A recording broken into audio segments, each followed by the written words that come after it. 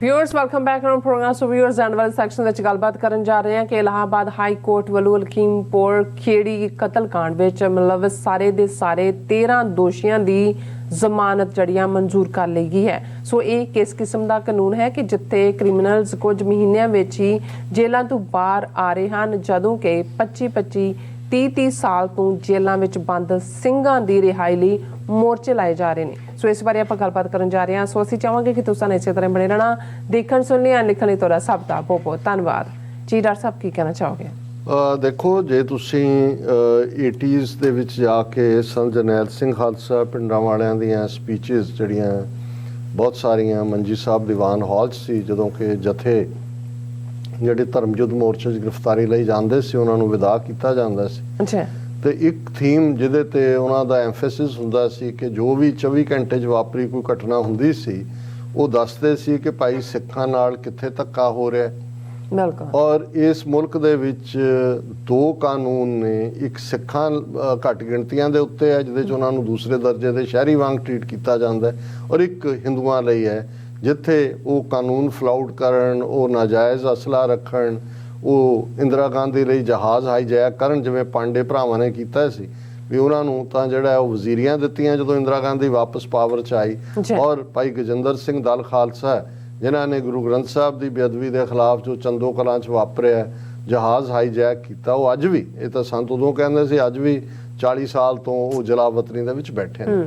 ਔਰ ਅਸੀਂ ਇਹ ਦੇਖ ਰਹੇ ਹਾਂ ਵੀ ਇਹ ਵਰਤਾਰਾ ਜੂਨ 84 ਦੇ ਟੋਟਲ ਵਾਰ ਤੋਂ ਬਾਅਦ ਜੋ ਉਹਨਾਂ ਨੇ ਫੌਜੀ ਹਮਲੇ ਨਾਲ ਕੀਤੀ, ਫਿਰ ਨਵੰਬਰ 84 ਦੀ ਸਿੱਖ ਨਸਲਕੁਸ਼ੀ, ਔਰ ਲਗਾਤਾਰਤਾ ਨਾਲ ਇੱਕ ਦਹਾਈ ਪੰਜਾਬ ਦੇ ਵਿੱਚ 84 ਤੋਂ 94 ਤੱਕ ਇੱਕ ਨਸਲ ਪੂਰੀ ਮਾਰ ਮੁਕਾਈ, ਦੂਸਰੀ ਡਰੱਗਸ ਦੇ ਹਵਾਲੇ ਕਰ ਦਿੱਤੀ, ਹੁਣ ਤੱਕ ਪਹੁੰਚਦੇ ਆ ਪੂਰੀ ਨਸਲ ਕਿਸਾਨ ਆਤਮਘਾਤ ਦੇ ਰਾਹ ਤੇ ਨੇ, ਔਰ ਯੰਗ ਬੱਚੇ ਬੱਚੀਆਂ ਮਾਈਗ੍ਰੇਸ਼ਨ, ਮਾਸ ਮਾਈਗ੍ਰੇਸ਼ਨ ਹੋ ਰਹੀ ਹੈ ਜਿਹੜੀ ਸ਼ਾਇਦ ਅਨਪ੍ਰੈਸੀਡੈਂਟਡ, ਔਰ ਇਹ ਫਿਕਰ ਵਾਲੀ ਗੱਲ ਵੀ ਹੁੰਦੀ ਹੈ। ਔਰ ਇਹਨਾਂ ਹਾਲਾਤਾਂ 'ਚ ਵੀ, ਇਹਨਾਂ 38-39 ਸਾਲਾਂ 'ਚ ਵੀ ਉੱਥੋਂ ਦੇ ਸਿਸਟਮ 'ਚ ਕੁਛ ਐਸਾ ਨਹੀਂ ਆਇਆ, ਕੁਛ ਐਸਾ ਨਹੀਂ ਬਦਲਿਆ। ਕੁਛ ਲੋਕ ਕਹਿਣਗੇ ਇੱਥੇ ਵੀ ਕਿ ਜੀ ਜੇ ਖਾਲਿਸਤਾਨ ਦੀ ਗੱਲ 38-39 ਸਾਲ ਪਹਿਲਾਂ ਰੈਲੇਵੈਂਟ ਸੀ, ਹੁਣ ਤੁਹਾਨੂੰ ਨਹੀਂ ਲੱਗਦਾ ਕਿ ਜੀ ਕੁਛ ਪਰਿਸਥਿਤੀਆਂ ਬਦਲ ਰਹੀਆਂ ਨੇ, ਨਿਊ ਵਰਲਡ ਆਰਡਰ ਦੇ ਵਿੱਚ ਇੱਧਰ ਉੱਧਰ ਹੋ ਰਿਹਾ, ਕੋਈ ਲੈ ਦੇ ਕੇ ਕੋਈ ਸਮਝੌਤੇ ਦੀ ਗੱਲ। ਮੈਂ ਕਿਹਾ ਜੀ ਤੁਸੀਂ 38-39 ਸਾਲਾਂ 'ਚ ਕੋਈ ਸੂਰਜ ਐਸਾ ਚੜ੍ਹਿਆ ਦਿਖਾ ਦਿਓ ਜਿਹਨੇ ਸਿੱਖਾਂ ਨੂੰ ਇਹ ਯਕੀਨ ਦਹਾਨੀ ਕਰਾਈ ਹੋਏ ਕਿ ਜੀ ਸਿੱਖਾਂ ਦੇ ਲਈ ਉੱਥੇ ਹਾਲਾਤ ਬਦਲ ਗਏ ਨੇ। ਉਹ ਤਾਂ ਬਦਤਰ ਤੋਂ ਬਦਤਰੀਨ ਬਿਲਕੁਲ ਉਸ ਪਾਸੇ ਵੱਲ ਜਾ ਰਿਹਾ, ਔਰ ਹਰ ਚੜ੍ਹਦੇ ਸੂਰਜ ਤੁਹਾਨੂੰ ਨਜ਼ਰ ਆ ਰਿਹਾ ਕਿ ਭਾਈ ਇਹ ਕਿਵੇਂ ਸਾਨੂੰ ਰੋਲ ਰਹੇ ਨੇ, ਕਿਵੇਂ ਸਾਡੀ ਜਿਹੜਾ ਮਜ਼ਾਕ ਬਣਾਇਆ। ਔਰ ਕੁਛ ਹਾਲਤਾਂ 'ਚ ਤਾਂ ਉਹਨਾਂ ਨੇ ਸਾਡੇ ਵਰਗੀਆਂ ਸ਼ਕਲਾਂ ਵਾਲੇ, ਹੁਣ ਕੱਲ TV 84 ਦੇ ਹੀ ਸਾਡੇ ਐਂਕਰ ਨੇ ਇੰਟਰਵਿਊ ਕੀਤਾ ਉਹਨੂੰ, ਇਕਬਾਲ ਸਿੰਘ ਲਾਲਪੁਰੇ ਨੂੰ, ਜਿਹੜਾ ਮਾਈਨੋਰਿਟੀ ਕਮਿਸ਼ਨ ਦਾ ਚੇਅਰਮੈਨ ਜਿਹਨੂੰ ਬਣਾਇਆ, ਉਹ ਜਸਟੀਫਾਈ ਉਹ ਗਿਆਨ ਗੋਦੜੀ ਦੀ ਗੱਲ ਚੱਲੀ, ਉਹ ਕਹਿੰਦਾ 78 ਦਾ ਟਾਇਆ ਹੈ ਹੀ ਨਹੀਂ ਸੀ, ਉੱਥੇ ਦੁਕਾਨ ਸੀ, ਉੱਥੇ ਗੁਰਦੁਆਰਾ ਕੋਈ ਹੈ ਹੀ ਨਹੀਂ ਸੀ, ਉਹ ਤਾਂ ਇੱਕ ਐਵੇਂ ਦੁਕਾਨ ਸੀ। ਔਰ ਮੈਨੂੰ ਯਾਦ ਹੈ ਕਿ ਮੈਂ ਹਾਇਰ ਸੈਕੰਡਰੀ ਪਾਸ ਕੀਤੀ, ਮੈਂ ਆਪਣੇ ਪਿਤਾ ਜੀ ਦੇ ਨਾਲ ਅਸੀਂ ਇਹ ਸਾਰੇ ਟ੍ਰਿਪ ਦੇ ਉੱਤੇ ਨਿਕਲੇ, ਔਰ ਉਸ ਇੱਕ ਸਿੰਧੀ ਮਾਤਾ ਉੱਥੇ ਸੇਵਾ ਕਰਦੀ ਹੁੰਦੀ ਸੀ, ਸ਼ਾਮ ਦਾ ਦੀਵਾਨ ਵੀ ਅਟੈਂਡ ਕੀਤਾ ਉੱਥੇ ਗੁਰਦੁਆਰਾ ਗਿਆਨ ਗੋਦੜੀ, ਲੰਗਰ ਵੀ ਛਕਿਆ, ਇਹਨਾਂ ਪਾਂਡਿਆਂ ਦੇ ਹੋਰ ਫਰੇਬ ਵੀ ਦੇਖੇ।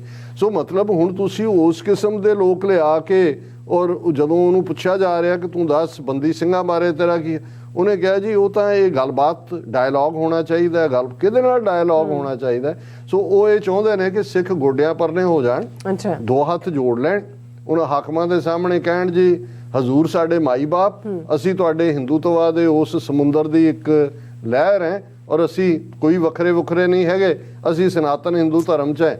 ਉਹ ਤੁਹਾਨੂੰ ਵੀ ਉਵੇਂ ਹੀ ਦੇਖਣਗੇ ਜਿਵੇਂ ਬਾਕੀਆਂ ਨੂੰ ਦੇਖਦੇ ਨੇ। ਹੁਣ ਅੱਜ ਜਿਹੜੀ ਖਬਰ, ਹੁਣ ਜਦੋਂ ਕਿਸਾਨ ਮੋਰਚਾ ਪੂਰਾ ਪੀਕ ਤੇ ਸੀ, ਜ਼ਾਹਰ ਹੈ ਕਿ ਬਹੁਤ ਵੱਡੀ ਕੰਟਰੀਬਿਊਸ਼ਨ ਯੂਪੀ ਦੇ ਲਖੀਮਪੁਰ, ਪੀਲੀਭੀਤ, ਉਸ ਸਾਰੀ ਬੈਲਟ ਤੋਂ ਆਏ ਸਿੱਖ ਕਿਸਾਨਾਂ ਦੀ ਸੀ ਜਿਹੜੇ ਡਟ ਕੇ ਖਲੋਤੇ।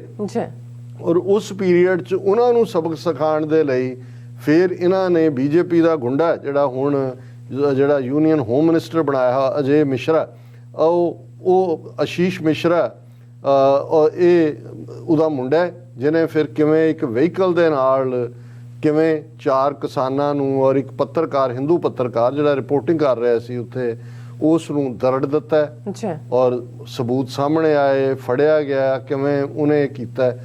ਹੁਣ ਇਹਦੇ ਬਾਅਦ ਖਬਰ ਹੈ Lakhimpur ਖੀਰੀ violence 8 more accused granted interim bail. With this, all the 13 accused in the case, including Ashish Mishra, son of Union Minister Ajay Mishra alias Tanny, are now on bail. Now they ਔਰ ਇਹ ਕਿਉਂਕਿ comrade ਦੀ ਬੇਈਮਾਨ leadership ਰਲੀ ਹੋਈ ਸੀ, ਇੱਕ ਮੰਗ ਸੀ ਇਹਨਾਂ ਦੀ ਕਿ ਭਾਈ ਇਹਨੂੰ ਮਿਨਿਸਟਰੀ ਤੋਂ ਹਟਾਓ, ਉਹਨੂੰ ਗ੍ਰਿਫਤਾਰ ਕਰੋ। ਲੇਕਿਨ ਇਹ ਮੀਡੀਆ ਮੁਤਾਬਕ ਪਹਿਲਾਂ ਸੁਪਰੀਮ ਕੋਰਟ ਨੇ ਉਹਦੇ ਮਿਨਿਸਟਰ ਦੇ ਮੁੰਡੇ ਦੀ ਬੇਲ ਕੀਤੀ ਔਰ ਅੱਜ ਇਲਾਹਾਬਾਦ ਹਾਈ ਕੋਰਟ ਨੇ ਕਿਹਾ ਕਿ ਜੀ ਜੇ ਸੁਪਰੀਮ ਕੋਰਟ ਨੇ ਕਰ ਦਿੱਤੀ ਹੈ ਤੇ ਬਾਕੀ ਵੀ ਜਿਹੜੇ ਰਹਿੰਦੇ ਸੀ ਇਸ ਤਰੀਕੇ ਨਾਲ ਸਾਰੇ ਦੇ ਸਾਰੇ 13 ਜਿਹੜੇ ਨੇ ਉਹ ਬਾਹਰ ਆ ਗਏ।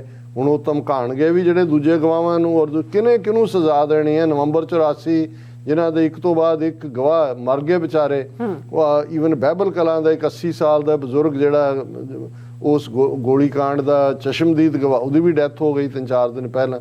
ਸੋ ਇਹ ਉਹਨੂੰ ਡਿਲੇ ਕਰਦੇ ਜਾਣਗੇ ਅਦਾਲਤਾਂ 'ਚ, ਉਹਦੇ 'ਚੋਂ ਕੁਛ ਵੀ ਨਿਕਲਣਾ ਪਾਣਾ ਨਹੀਂ ਹੈ।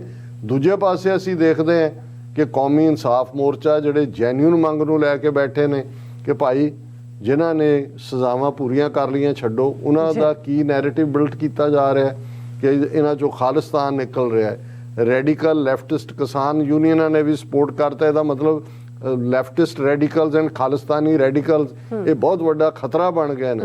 ਅਮਿਤ ਸ਼ਾਹ ਕਹਿ ਰਿਹਾ ਅਸੀਂ ਪਨਪਨ ਹੀ ਨਹੀਂ ਦੇਵਾਂਗੇ ਖਾਲਿਸਤਾਨ ਦੀ ਗੱਲ ਨੂੰ, ਔਰ ਇਸ ਕਿਸਮ ਦਾ ਪ੍ਰੋਪੇਗੈਂਡਾ।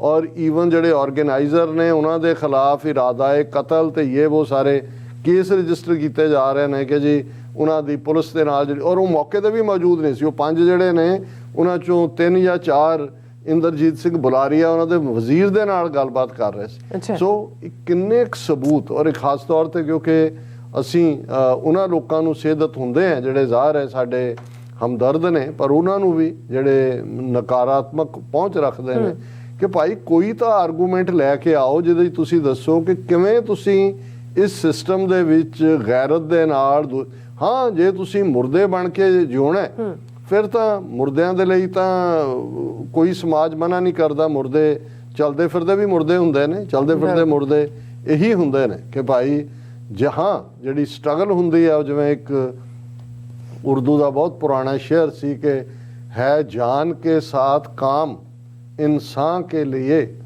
बनती नहीं जिंदगी में बेकाम किए जीना है तो कुछ कीजिए जिंदों की तरह मुर्दों की तरह जिए तो क्या खाक जिए। ਹੁਣ ਜੇ ਮੁਰਦਿਆਂ ਦੀ ਤਰ੍ਹਾਂ ਜਿਉਣਾ ਹੈ ਫਿਰ ਜੀਓ ਤੁਰੀ ਜਾਓ, ਉੱਥੇ ਬਥੇਰੇ ਰਹਿੰਦੇ ਨੇ ਹੋਰ ਵੀ। ਪਰ ਮੈਂ ਸਮਝਦਾ ਵੀ ਗੈਰਤ ਔਰ ਅਣਖ ਮੰਗ ਕਰਦੀ ਹੈ ਕਿ ਕੌਮ ਆਪਣੀ ਮੰਜ਼ਿਲ ਜਿਹੜੀ ਖਾਲਿਸਤਾਨ ਹੈ ਇਸ ਤੋਂ ਬਿਨਾਂ ਸਾਡਾ ਕੋਈ ਮਸਲਾ ਹੱਲ ਨਹੀਂ ਹੋਣਾ। ਇਸ ਰਸਤੇ ਦੇ ਉੱਤੇ ਬਿਨਾਂ ਇਫ ਐਂਡ ਬਟ ਦੇ ਪਏ, ਇਸ ਨਾਲ ਹੀ ਅਸੀਂ ਬਤੌਰੇ ਕੌਮ ਉਸ ਖਿੱਤੇ ਦੇ ਵਿੱਚ ਦਰਿਆਏ ਜਮਨਾ ਤੋਂ ਵਾਘਾ ਤੱਕ ਇੰਡੀਪੈਂਡੈਂਟ ਸੋਵਰਨ ਨੇਸ਼ਨ ਖਾਲਿਸਤਾਨ ਦੀ ਕਾਇਮੀ ਨਾਲ ਹੀ ਅਸੀਂ ਅਣਖ ਨਾਲ, ਗੈਰਤ ਨਾਲ, ਔਰ ਅੱਜ ਦਾ ਪ੍ਰੋਗਰਾਮ ਦੀਪ ਸਿੱਧੂ ਦੀ ਯਾਦ ਨੂੰ ਸਮਰਪਿਤ ਹੈ। ਇਹੀ ਜਿਹੜੀ ਵੰਗਾਰ ਹੈ ਉਹਨੇ ਪੰਜਾਬ ਦੀ ਜਵਾਨੀ ਨੂੰ ਪਾਈ ਸੀ ਕਿ ਭਾਈ ਤੁਸੀਂ ਸਿੱਖ ਗੁਰੂ ਕਲਗੀਧਰ ਪਾਤਸ਼ਾਹ ਨੇ ਜੋ ਸਾਨੂੰ ਪਾਤਸ਼ਾਹੀ ਦਿੱਤੀ, ਸਾਡਾ ਪਾਤਸ਼ਾਹੀ ਦਾਅਵਾ ਹੈ ਔਰ ਇਸ ਦੇ ਲਈ ਅਸੀਂ ਬੀਤੇ ਦੇ ਵਿੱਚ ਵੀ ਇਤਿਹਾਸ ਸਿਰਜਿਆ, ਅੱਜ ਵੀ ਅਸੀਂ ਇਤਿਹਾਸ ਸਿਰਜ ਰਹੇ ਹਾਂ ਔਰ ultimately Khalsa will prevail, Khalsa shall rule, ਰਾਜ ਕਰੇਗਾ ਖਾਲਸਾ। ਇਹ ਐਵੇਂ ਰਸਮੀ ਤੌਰ ਤੇ ਪੜ੍ਹਨ ਲਈ ਨਹੀਂ ਹੈ, ਇਹ ਸਾਡੀ ਡੈਸਟੀਨੇਸ਼ਨ ਵੀ ਹੈ ਔਰ ਸਾਡਾ ਇਹ ਫੇਥ ਵੀ ਹੈ ਕਿਉਂਕਿ ਗੁਰੂ ਨੇ ਸਾਨੂੰ ਪਾਤਸ਼ਾਹਤ ਦਿੱਤੀ ਹੋਈ ਹੈ।